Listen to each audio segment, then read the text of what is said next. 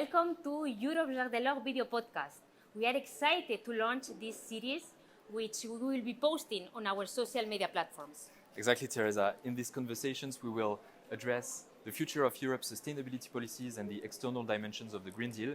We will engage with intellectuals, with scientists, with business leaders, with activists also on climate change, on how EU policies can actively contribute to tackling global challenges and achieving the SDGs. You are now watching the first episode, focusing on transatlantic cooperation on climate with our first guest, Nobel Prize Joseph Stiglitz. Make sure to subscribe to follow our next videos and leave a comment. Welcome everyone. I am Geneviève Pons. I am heading Europe Jacques Delors, one of the 3 Jacques Delors institutes in Europe. We are united by the same ambition of thinking Europe. I am a former member of the cabinet of Jacques Delors, president of the European Commission. I was with him in Rio back in 1992. And since then, I have tried in my diverse functions to promote sustainable development in its 3 dimensions: economic, social, and environmental. Today, I have the honor and pleasure of welcoming Professor Joseph Stiglitz. Professor Stiglitz does not need any introduction. He's a world-class economist. He's a public policy analyst. He's professor at Columbia University. And last but not least, he has been awarded the Nobel Prize in 2001 for his work on information asymmetry. A warm welcome, dear Joe, to this first Europe Jacques Delors podcast. Oh, nice to be here and to participate. Thank you very much, Joe. And to kick off this podcast, we will watch a video by Renaud Lassus, who is one of our research fellows in Europe Jacques Delors, and he has written about the IRA and the Green Deal, and the way these 2 very different instruments pursuing the same objectives can be combined and made compatible. So thank you very much, Geneviève, for this kind introduction. Very happy to be with you, and of course very happy to be with you, Joe, to discuss with you these questions regarding the dialogue between Europe and America on climate change. Indeed, I will pick up some questions out of a document, a policy paper we have published with Institut Jacques Delors on that question of climate change. So maybe my first question to you, Joe, is about America and the situation right now. Europe has been pleasantly surprised by the vote last August of the Inflation and Recovery Act, which was a demonstration that the US democracy was not over in its capacity to address big challenges.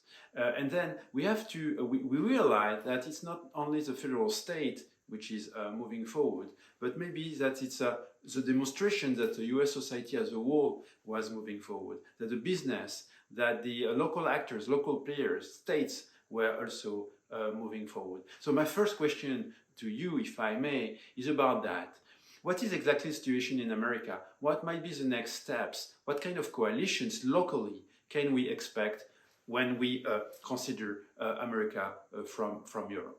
And then my second question is about the fact that indeed we might reconverge regarding the big finalities of this fight regarding climate change. But what about the risk of divergence and disagreement about the ways and means, the instruments that we are using to achieve these very same finalities? In that regard, the trade dispute we have right now at the moment between Europe and America regarding some provisions of the Inflation and Recovery Act are a clear demonstration of these risks. But as you know, we don't also have the same policy in putting a price on carbon, on taxation and carbon, or regarding the regulatory instrument that we are using to incorporate climate risks regarding financial markets. So how to avoid this disagreement on the instruments.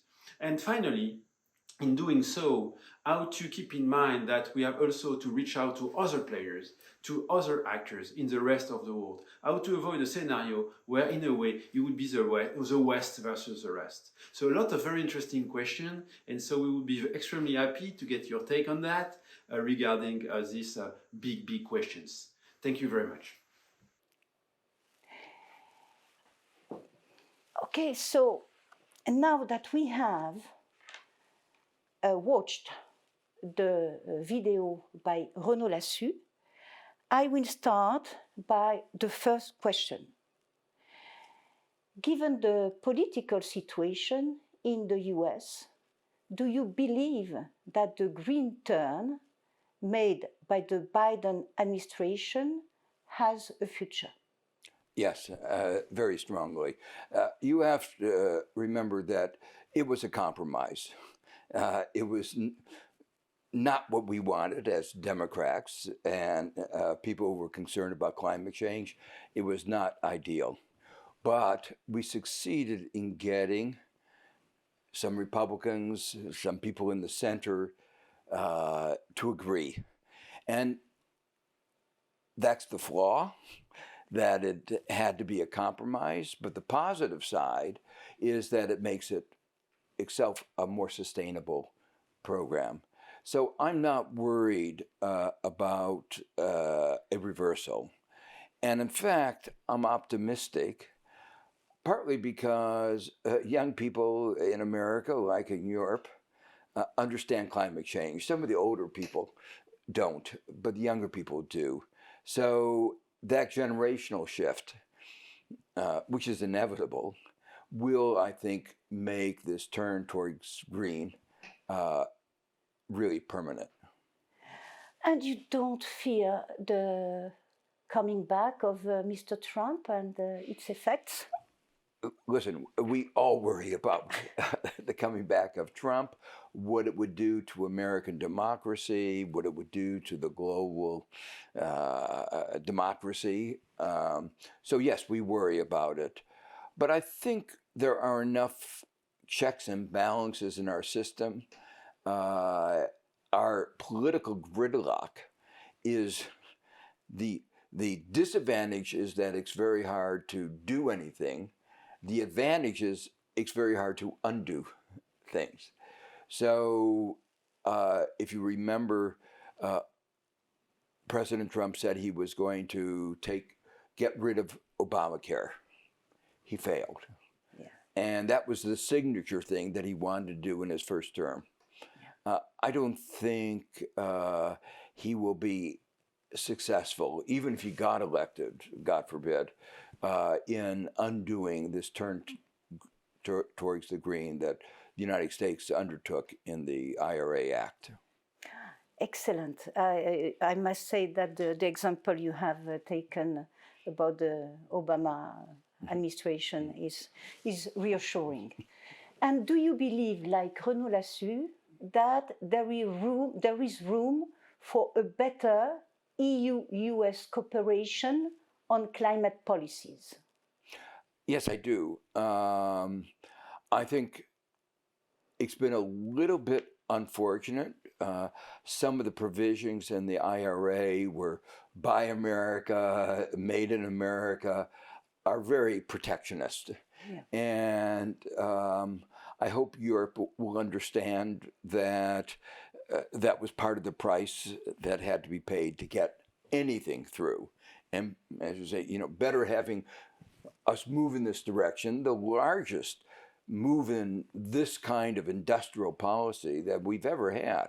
So it was a dramatic change in the direction of the philosophy of the government taking a big role in shifting the direction of the economy. So one should appreciate how big a deal it was and understand to get that kind of a change when you have large numbers on the right saying you shouldn't interfere with the market at all, and you have large numbers of special interests who want to make money by selling fossil fuel. So there are a lot of ideological and special interest forces on the other side. So there had to be unfortunately a bigger compromise, and that is what has created this tension with Europe. So I hope Europe is a little bit forgiving of our failures in this respect, and focuses more on the areas where we could cooperate together. For instance, part of the provisions in the separate act called the CHIPS Act was R&D. And if we can cooperate in R&D, share R&D for a green economy, that could advantage both Europe and the United States. So I hope that we, focus our attention on where we can work together and have some forgiveness for the limits in our political system and the flawed policies that result from that. I must say that as far as US and the EU are concerned, I share your optimism. There is a capacity for these two big powers to find common ground. And Europe can maybe not really match the capacity of the US to grant subsidies, but at least can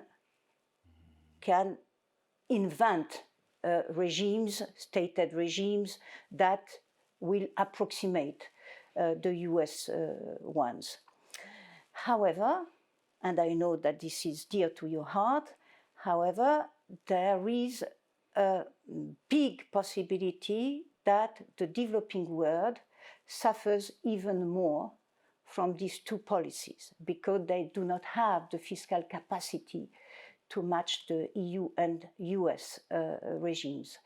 And so we are, and this is the third point of Renaud Lassus, we are in a situation where the developing world is suffering more than we are in the developed world from climate change. They are much less responsible of climate change than we are, and they are suffering much more than we are. They will need a lot of money to adapt to the situation and to transform their economy. And what avenues do you see in order to address this unfairness that is potentially aggravated by the EU and US policies? So first, I think it's very important for people in both the United States and Europe to realize that we're not going to achieve what we need to achieve to stop climate change unless we get the developing countries and emerging markets on board. Even if we, in the United States and Europe, succeeded in getting to zero carbon by 2050, if they aren't on board, the world fails. So making sure that the emerging markets and developing countries are part of what we're doing is of first order importance. Everything else is pious talking, but what we really need to do is very urgent and concrete. You mentioned before that you were at Rio, and one of the provisions of the Rio Agreement is that intellectual property associated with climate change could be made available to every country. Compulsory licenses, the basic principle that we have for health. The health of the planet is as important as the health of individuals, or even more important. We didn't do a very good job in vaccines. We did not waive the intellectual property rights, and part of the anger in developing countries and emerging markets is because we didn't. So one of the things I think we should firmly take on board right now is that in this important area, we will fulfill our commitment, and we will allow compulsory licenses, so we make sure that the transfer of technology occurs, so that while we are helping our countries get a competitive edge, the other countries can really catch up. When I go back thinking about what happened in the 19th century, and we had chimney sweeps. Little boys went down the chimneys and to clean them, because if you didn't clean them, there were fires. It was terrible for the kids. And so they had in the UK a contest to develop a mechanical chimney sweep to replace the little boys. But they did it as a prize, and as soon as the invention was made, it was made freely available to everybody, because you didn't want little children to die, but you wanted safe chimneys. Absolutely. We should be thinking the same way. The first order of business is saving the planet. Absolutely. And we want everybody to use the best technology to save the planet. And so, yes, we will be giving some assistance to our companies. Europe will do the same. But we have to commit ourselves to saying the advances in technology will be made available to developing countries so that they can contribute to solving the problem of climate change. The third point is, again, something that you mentioned. We've made promises that we've not fulfilled. We've made promises to help them in mitigation and adaptation, foreign assistance. As I said, it's absolutely imperative that the developing countries and emerging markets are on board. And there is correctly a perception that the problem was to a large extent created by the advanced countries. But the reality of today is twofold. One, the emerging markets and developing countries are emitting more greenhouse gases than the advanced countries. And secondly, as you pointed out, they're going to suffer more. Yeah. So it's in their own interest. Yeah. Let's forget about the past. Their interest is to, as much as it is in the advanced countries' interest, is to really to stop the climate change. And if we can fulfill our promises, they have an incentive to go along. And so that's where I hope that we can all come together as a world in solving really the most pressing problem that we've had for a very, very long time. Thank you very much, Joe. We have been in Geneva with Pascal Lamy a few days ago. We met with his successor, Mrs. Okonjo-Iweala, and many ambassadors from around the world. And there is a word that you have used that struck us in Geneva, is resentment. There is a strong resentment against the developed world. You know that we have written a lot with Pascal Lamy and Pierre Le Turc on greening trade. But there is now, for me, one thing which is obvious. Greening trade has no meaning if we do not reinstate a third dimension, which is development. So it is not a trade environment nexus, but a triangle of trade, environment, development. Do you have any idea of what could be done to use trade in a manner that will facilitate the transformation of developing countries? Yeah, it's a real challenge. I've always felt that cross-border adjustments are an important part of that. The term leakage, you don't want production to become green in your economy and all the dirty production move to places where it might even be dirtier and total pollution get worse. So if you don't have some framework of cross-border adjustment, it's actually very dangerous for the world. But on the other hand, the way that there's a lot of thinking about that right now is going to put a huge burden on the developing countries. There are proposals where importers, which mean effectively exporters, have to certify their emissions. For developing countries, that may be extraordinarily difficult. So one idea that is bandied around that I think we ought to be thinking more about is, let's focus on the sources of the emissions in the very beginning. And what's that? Fossil fuels. Yeah. So in some ways, if we can discourage the use of fossil fuels everywhere in the world, we don't have to trace everywhere where it goes. I mean, there are a few other problems with cement, some issues about farming, but those are going to be really difficult to solve. With cement is in some ways easier because there are standards of productions and regulations that we can agree on. But it seems to me that we have to be cognizant of the reporting burdens that we impose on developing countries as we establish a trade framework. I fully agree with you. And we are even envisaging schemes in which developed world will help developing exporters of these polluting products transform their production away from fossil fuels. Yeah, that's like the technology that I was talking about before.